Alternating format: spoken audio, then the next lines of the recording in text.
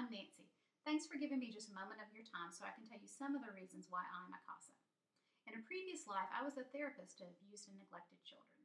And in my over a decade of doing that, I got to watch the CASA program up close.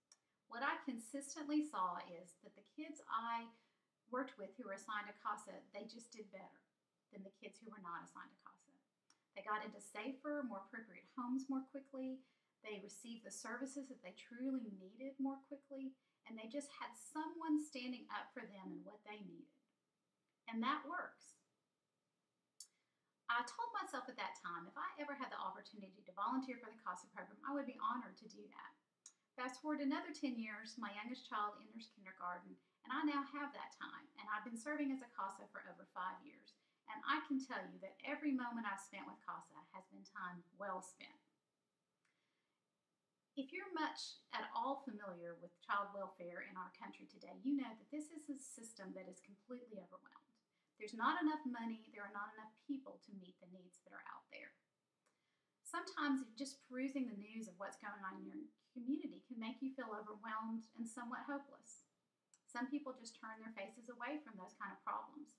But that's where CASA comes in, because as a CASA advocate, you can make a difference in one child's life at a time.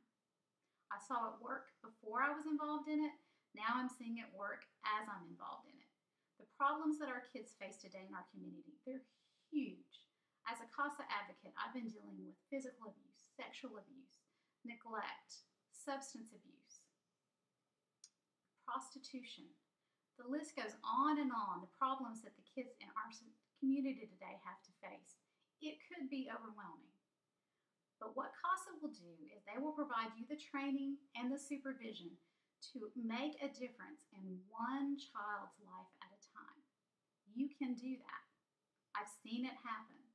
The only time I've seen CASA not work is when a child has sat on a waiting list because there was not a CASA available to be assigned to them. If you're one of those people that doesn't want to turn your face away in hopeless frustration to the things that our kids have to deal with today in our very own community, then consider finding out some more information about CASA. You don't have to be the smartest person. You don't have to be the most qualified person. What you will end up being is you'll be the person who knows the most about this child. And when you walk into a courtroom and you're the person who has the most information about this child and this family, then you are going to help a really good decision get made for this child. You can do this. They'll train you to do this. They'll hold your hand while you do this. There's help to do this. So please, if you're feeling overwhelmed, if you're feeling saddened and concerned about the plight of kids in our very own community today, there is something you can do.